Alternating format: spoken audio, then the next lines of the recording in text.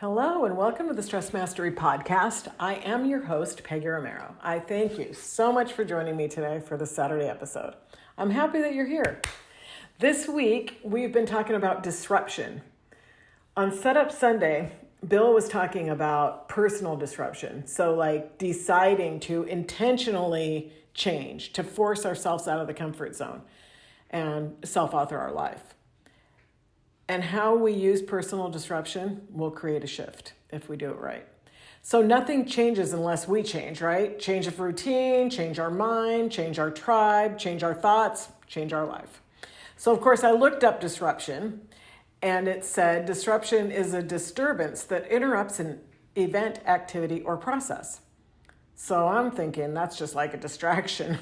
A distraction, once I looked it up, said that it's the interruption of a settled and peaceful condition. Boy, I can relate to that. Disruptions interrupt events, activities, and processes all day long in my world. Distractions change our focus and can disrupt our whole day if we let it, but only if we allow it to. You know, we have the opportunity to use every situation to grow. So disruption and distractions are no different. We must learn to release the expectation of what should be and just accept what is. So I was talking to Coach Sandra yesterday after our coaches meeting about this very thing. So I'm making up the story because it's not actually what we discussed, but I'm just using this as an example of releasing expectation. I was insulted by somebody the other day, and this is how I behave when I'm insulted. This is what is expected from me when something like this happens, because this is how I always react. Remember, this is how I behave when my ego is in charge. It's not really me. So using my history to behave this way are the claims of the ego. It's not me. So these situations and experiences will be brought to us over and over until we can use them to learn and grow, because that's what we need to use them for. And we don't need to deal with it anymore once we can learn from it, get beyond it. When we learn to let down our guard and stay connected to our heart and can respond in love, instead of allowing the ego to take over and react to that distraction or that disruption, it will stop because we're done with that lesson and we can move on to bigger and better things. Yay! Remember, guys, the lesson here is to release the programs. We have to release the past if we're going to make our way up the mountain. And we're taught who we are by those who raised us, by our parents, our teachers, our church, our friends. And then we've also compounded it because then we learn to behave as adults in a way that fit in with our reality that we're living. So our bosses, our schoolmates, our coworkers, and our neighbors. But it's still all just programming. It's not really us. The history that we have relied on to get by in this life is not actually necessary. The history of what should be and what has been, it's all ego. And the thing is that when we live by the ego, we're actually denying our true self. We're not being who God created us to be because we're living who they told us to be instead of who we actually are. But you're not who they told you to be. You're not who they said you were. So we need to release the idea of what should be or what we were told is, because it's based upon history. And the hurts that we carry with us and the programs and the pain is all based on things that are not real. And we need to learn to let them go if we're going to be happy in our lives. There's no room for the past and the future. I mean, how many times have we heard that? So in Stress Mastery, this is like the process of transition, of transformation, whether it's personal disruption that you decided on, or just the everyday, day in and day out distractions that we encounter every single day.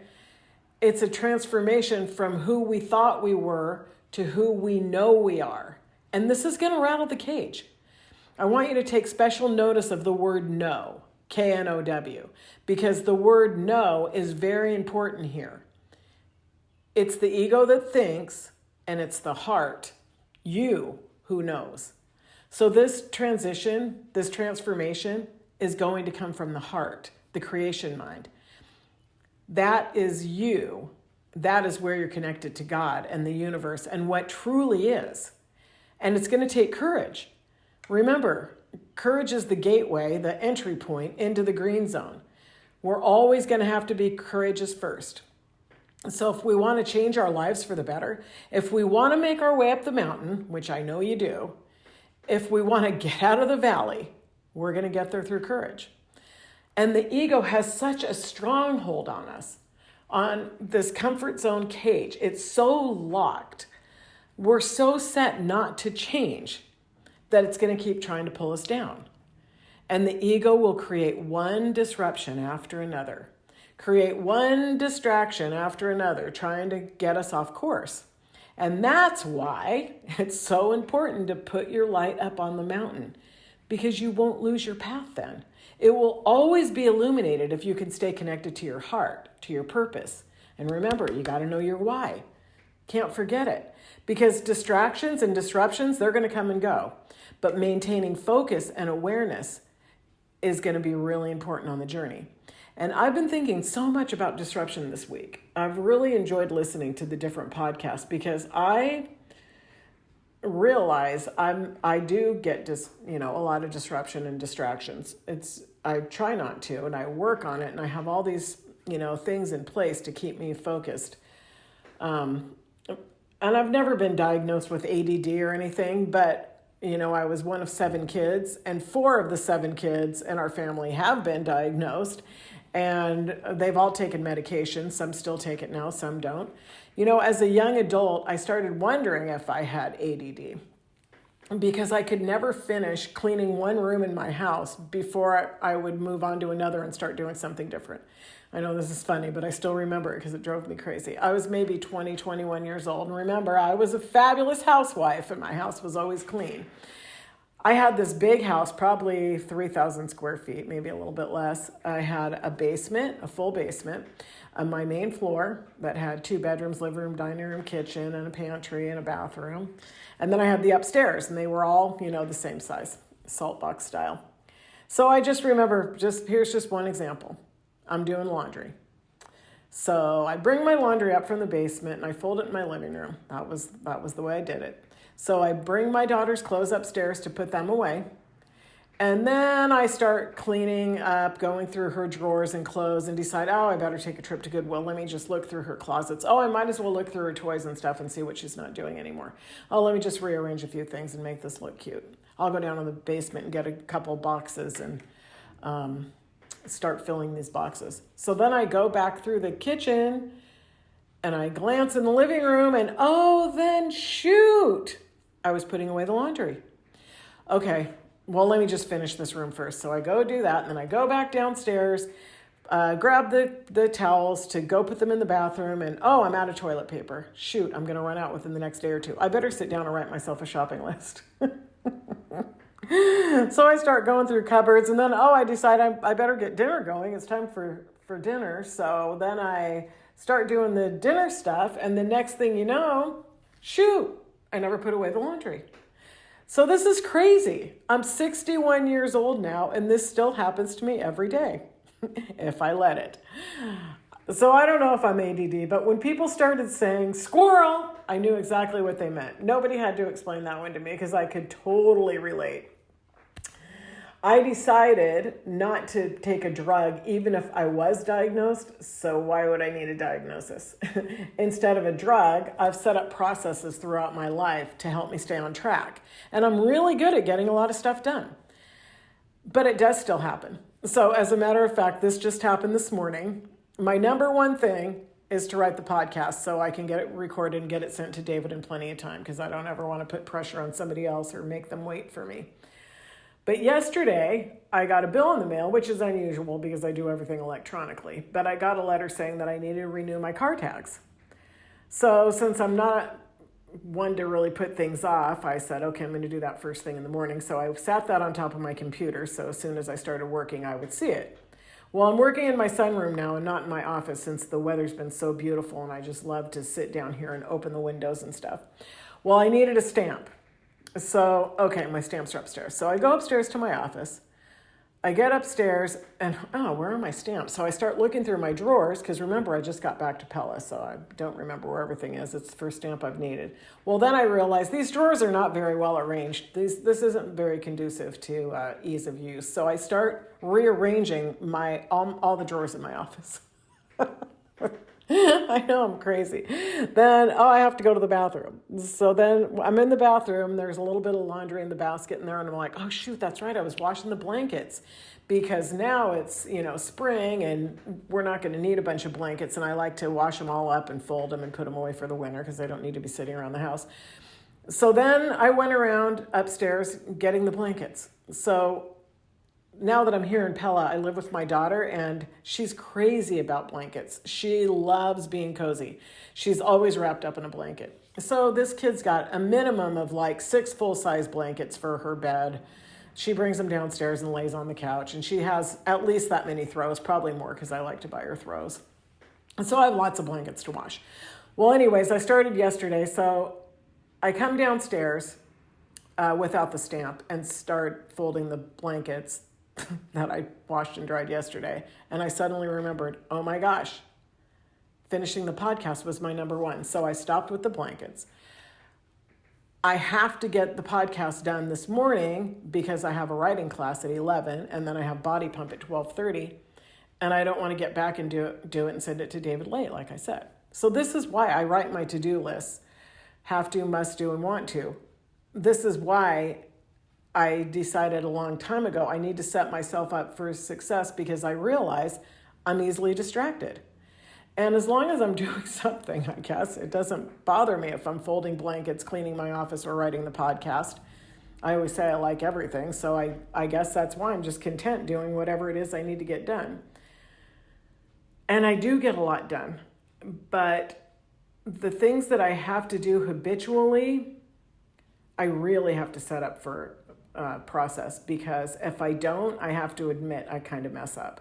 So at my house in Arizona, for example, I keep my thyroid medication right where my coffee is and my supplements are right above it on the shelf above. So I don't ever lose focus on drinking my coffee in the morning. So I take out my thyroid medication, I put it on the counter, and then that cues me to take my supplements out, and I put each of those in a little dish. I don't take those at the same time because I take my thyroid first thing in the morning, and then I take those a little bit later, usually when I drink my protein shake, but I'm not going to forget them either way because I sit it on the kitchen counter in the same dish every single day. Well, when I'm here in Pella, I don't have that same routine. There's no room for my supplements in the cupboard where I keep my coffee, so I have to come up with something different. I keep them somewhere else. I cannot tell you guys how hard it is for me to remember to take them. It's crazy. I've probably skipped them 3 times since I've been here in 3 weeks. My point of it all is I guess I just want to remind you guys that distractions and disruptions are going to happen. Disruptions of all kinds will come. And it's really important to set your mind on what you want to do so that you can stay focused and get your stuff done. Make your plan to stick to your goals and dreams, no matter what you have to do. Like if you need to write a to-do list like I do, then do that. If you found a different way of keeping yourself on track, then do that. But find a way. And then remember, don't be too hard on yourself. Because when you're thinking that you messed up, remember, thinking is your ego. It's not you. The knowing, the connection to your heart, the true self does not blame you, and the true self does not fear. So if it's your true self, if you're honest with yourself, then you know that everything's happening because of you. Like if I forget my medication, it's because I didn't take the time to make a better process for myself. I've been here 3 weeks. It's not, I have ADD. It's get your act together, Peggy, and figure it out, right? The true self knows that there's nothing to be afraid of. There's nothing to fear. We can connect to our creation mind anytime we want to. We can change anytime we want to. We are the author of our own life. So you can either self-author your life or you just keep recreating the life that you've had for the last, in my case, 60 years. But I choose to create the life of my dreams. But it takes connection. Got to stay connected to your heart. And every time you fall, get back up. There's no need to sit there and say, oh, dang, why did I do that again? It doesn't matter why you did it again. Learn from it. Learn the lesson so that you don't have to do it again. Sandra and I were talking about when we were telling each other about some of our experiences that happened this past week. And we realized that in the past, when these things happened, we would have called a friend. We would have had to tell them, get somebody to hear our side. Can you believe that they said that about me? Can you believe that she did that again? Why do you think that they keep doing the same thing? Don't you think, ... whatever it is. Instead, we both kind of laughed. We agreed. We had seen our own egos, and we saw the egos of the other people that we were dealing with, and we were able to resolve the conflicts that we each had in a moment. Learning how to handle disruption in peace is beautiful. Remember the core essence of stress mastery. Understanding the function and operation of the human being, and then being able to use that understanding to create the life that you desire. That's what it's all about. We don't need to let our ego fight with another person's ego. If we can understand why they're being who they're being, they can't help it. Just love them anyways. Just see their true self instead of their ego.